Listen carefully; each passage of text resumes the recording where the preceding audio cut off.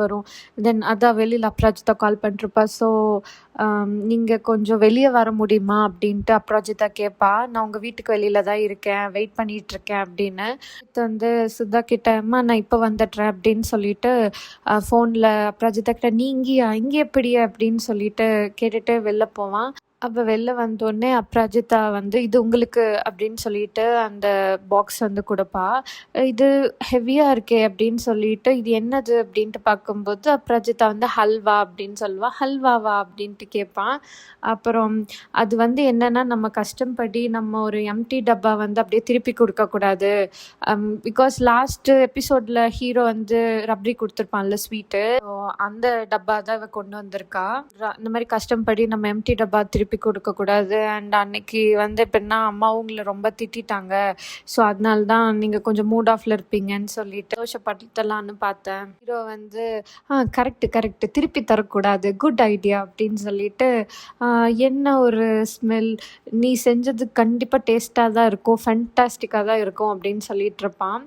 தென் இவங்க சுதா கிட்ட சொல்லிட்டு இருப்பாங்க, நான் ஒன்று சொல்லட்டுமா அப்படின்ட்டு, இவ்வளோ பெரிய வீட்டுக்கு நல்ல மருமகளை தான் நீ கொண்டு வரணும், ட்ரெடிஷ்னல் ஆனவங்கள, இல்லைன்னா நீ என்ன மாதிரி ரொம்ப ரிக்ரெட் பண்ணுவ. லலிதோட ஒய்ஃப் வந்து அவளை சமாதானப்படுத்தி கூப்பிட்டு போகிறதுக்காக நாங்கள் வந்து அவளுக்காக இங்கே வெயிட் பண்ணிட்டு இருந்தா, அவள் வந்து ஏதோ அவளோட பாஸ் கூட சுற்றிட்டு இருக்கான்னு சொல்லிட்டு எல்லாரும் பேசிட்டு இருக்காங்க.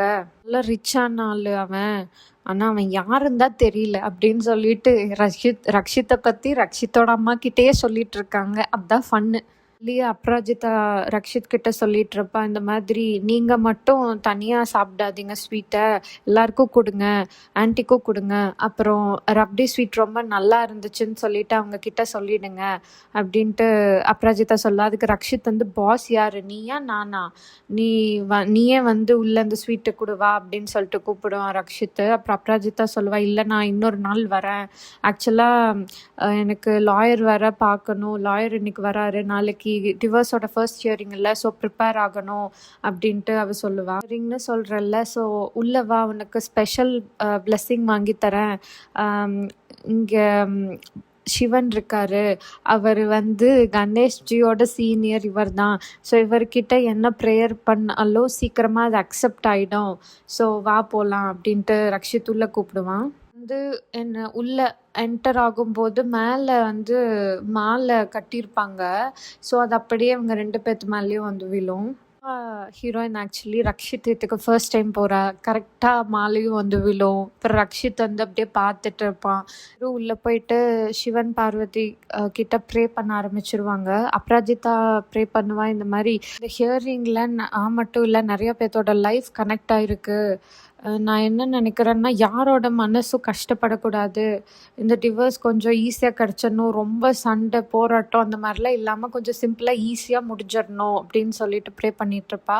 தென் ரக்ஷித் வந்து என்ன ப்ரே பண்ணுவான்னா, என் மனசில் அப்ராஜிதா உங்கள் முன்னாடி முதல் தடவை வரும்போது ஒய்ஃபாக தான் வரணும்னு இருந்துச்சு, ஆனால் அவள் இன்னைக்கு என்னோட ஃப்ரெண்டாக தான் வந்திருக்கா, உங்களுக்கு இந்த ஃப்ரெண்ட்ஷிப் தான் சம்மதம்னா ஃப்ரெண்ட்ஸாகவே நாங்கள் இருந்துக்கிறோம், ஸோ ப்ளீஸ் இந்த ஃப்ரெண்ட்ஷிப்க்கு ஹெல்ப் பண்ணுங்கள். கோர்ட்டில் ஒரு பொண்ணுக்கு நிறையா ஸ்ட்ரகிள்ஸ் இருக்கும், எல்லா கஷ்டத்தையும் அவ கூட இருங்க, இன்னைக்கு தான் ஃபர்ஸ்ட் டைம் உங்கள் முன்னாடியே வந்திருக்கா, பார்த்துக்கோங்க அந்த மாதிரி சொல்லிகிட்ருப்பான். தென் ஹீரோயின் வந்து ரக்ஷித் அண்ட் ஃபேமிலி ரொம்ப நல்லவங்க, ஸோ அவங்கள நல்லா பார்த்துக்கோங்க அப்படின்னு சொல்லிட்டு அவள் ப்ரே பண்ணிகிட்ருப்பா. வந்து டைம் ஆச்சு நான் கிளம்புறேன் அப்படின்னு சொல்லுவாள். தென் ரக்ஷித் வந்து நான் ட்ராப் பண்ணுறேன் வெளியே வரைக்கும்னு சொல்லி கேட்பான். அப்புறம் அவள் வந்து இல்லை வேண்டாம், நான் பார்த்துக்கிறேன், நீங்கள் இந்த அல்வா எல்லாருக்கும் கொடுத்து நீங்களும் சாப்பிடுங்க அப்படின்ட்டு போயிடுவா.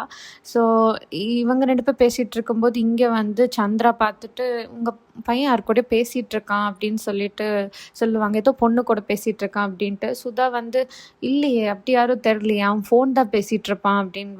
ஓகே அப்படின்ட்டு அவங்க திரும்ப அவங்க டாக்கை கண்டினியூ பண்ணிக்குவாங்க. அவன் கிட்ட பிரசாதமாக ஹல்வா வச்சுருந்தாங்கல்ல, அதை எடுத்துகிட்டு வந்து சுதா கிட்ட கொடுப்பான் ரக்ஷித். அப்போ சுதா பார்த்து இந்த பாக்ஸு அவள் வந்திருந்தால எங்கே அவள் அப்படின்னு கேட்டோன்னே, இல்லை வந்தா அப்புறம் சிவனுக்கு பிரசாதமாக வச்சா அப்புறம் ஏதோ அர்ஜென்ட் ஒர்க் இருக்குன்னு போயிட்டா அப்படின்னு சொல்லுவாங்க. ஃபன் என்னன்னா ஹாலில் தான் இருப்பாங்க, சிவன் பார்வதி அந்த பூஜா ரூமும் ஹாலில் தான் இருக்கும், கொஞ்சம் தான் டிஸ்டன்ஸ் இருக்கும், ஆனால் பார்க்கல. நம்ம லாஜிக்கெல்லாம் எதுவும் பார்க்க வேணாம். சொல்லுவாங்க, "எப்படி பேசாம போக முடியும்? நான் அவள பார்க்கணும். என்ன அர்ஜென்ட் ஒர்க்கு?" அப்படின்னு சொல்லிட்டு இவங்க சந்திரன், சுதா 2 பேருமே என்ட்ரன்ஸ் போயிருவாங்க. கண்டிப்பா நான் அவள காட்டணும் அப்படின்ட்டு ரக்ஷிதம்மா சொல்லிட்டு அப்படியே வெளில போவாங்க. அதுக்குள்ள அவ ஆட்டோ ஏறி அவ போயிடுவா. அப்புறம் சொல்லிட்டு இருப்பாங்க, "இப்ப மட்டும் அந்த பொண்ணு இருந்திருந்தான்னா உங்க 2 பேத்தையும் சேர்த்து வச்சு இம்மீடியட்டா கல்யாணம் பண்ணி இருந்திருப்பேன்" அப்படின்ட்டு. அப்புறம் ஹீரோ வந்து நினைச்சிட்டு இருப்பான், "அப்பாடா தேங்க் காட் எப்படியோ இவங்க பார்க்கல, தப்பிச்சேன்" அப்படின்னு. ரக்ஷிதன், சந்திரா 2 பேரும் அந்த ஹல்வா சாப்பிடுவாங்க. ரக்ஷிதா அம்மா சொல்லுவாங்க, "ச்சே, ஃபார் த ஃபர்ஸ்ட் டைம் என்னை விட ரொம்ப நல்லா பண்ணியிருக்கிறத அல்வாவை நான் சாப்பிட்றேன்" அப்படின்ட்டு. ஸோ அந்த பொண்ணை நான் இப்போ பார்த்தாகணும் அப்படின்ட்டு இருப்பாங்க. தென் வந்து இவங்க சாப்பிட்டுட்டு, சந்திரா சாப்பிட்டுட்டு, இந்த அல்வா அப்படியே மருமக பண்ணது மாதிரியே இருக்கு அப்படின்னு சொல்லுவாங்க. "எப்படியும் இப்போ எப்படி எனக்கு கிடைக்கும், இனி நான் போய் கெட்டதுக்கு விஷம் தான் கிடைக்கும்" அப்படின்ட்டு அவங்க சொல்லிட்டுருப்பாங்க. கன்வின்ஸ் பண்ணுவாங்க சந்திராவை, "இல்லை அப்படிலாம் பேசாத, அவள் திரும்பி வந்துடுவா" அப்படின்ட்டு. தென் சந்திரா சொல்லுவாங்க, "எங்கே திரும்பி வர்றது, மொத்த ஃபேமிலியை அவள் கோர்ட்டுக்கு கூப்பிட்ருக்கா, நாளைக்கு ஹியரிங் இருக்குது, டிவோர்ஸ் ஹியரிங் இருக்குது" அப்படின்ட்டு. தென் சுதா சொல்லுவாங்க, "கோர்ட்டுக்கா, இந்த கோர்ட் இஷ்யூலாம் ரொம்ப கஷ்டம், ஏன்னா எங்கள் ஃபேமிலிலையும் இப்படி ஒரு டிவோர்ஸ் நடந்திருக்கு, அதனால அது ரொம்ப பெயினாக இருக்கும், ஸோ உன்னோட பெயின் என்னால் நல்லா புரிஞ்சுக்க முடியுது" அப்படின்ட்டு சுதா சொல்லுவாங்க. தென் சந்திரா சொல்லுவான், "என்னோட பெயின் என்ன, என்னோட பையன் லலித்துக்கு தான் ரொம்ப கஷ்டம்" அப்படின்னு சொல்லிட்டு சொல்லிட்டு இருப்பாங்க. ரக்ஷித் கால் பண்ணி அப்ராஜிதா கிட்ட சொல்லுவான், "மும்பையில் வந்து மீட்டிங் இருக்குது, ஸோ அர்ஜென்ட்டாக போகணும், சீக்கிரம் பேக்ஸ் எல்லாம் பேக் பண்ணிவிட்டு ஏர்போர்ட் வா, ஏர்போர்ட்டில் அதை பற்றி நான் டீட்டெயில்டாக சொல்கிறேன்" அப்படின்னு சொல்லிட்டு இதோட எபிசோட் முடிஞ்சிடும். ஸோ இன்னைக்கு எபிசோட் உங்களுக்கு பிடிச்சிருந்ததுன்னா மறக்காமல் சேனலில் சப்ஸ்கிரைப் பண்ணுங்கள், சேனலில் சப்போர்ட் பண்ணுங்கள். எபிசோட் எப்படி இருந்துச்சுங்கிற உங்களோட கமெண்ட்ஸை கீழே கமெண்ட் பாக்ஸில் மறக்காமல் சொல்லுங்கள். நாளைக்கு பார்க்கலாம். பாய்.